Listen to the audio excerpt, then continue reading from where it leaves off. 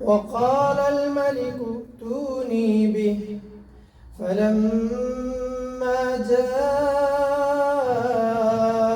الرسول قال ارجع إلى ربك فاسأله ما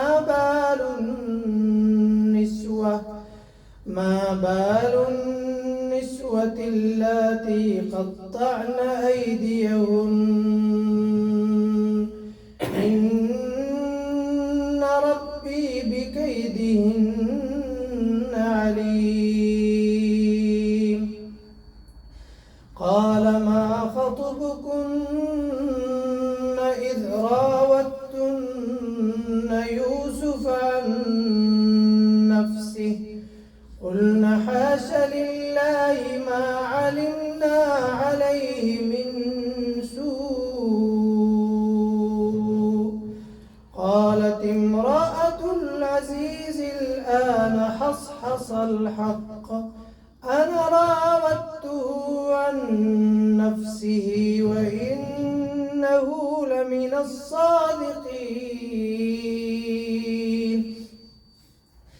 ذلك ليعلم أني لم أخنه بالغيب وأن الله لا يهدي كيد الخائنين. وما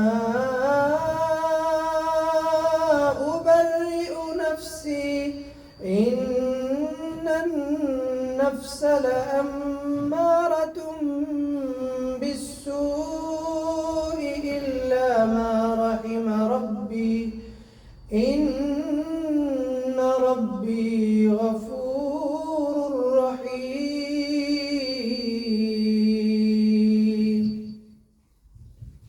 الله أكبر.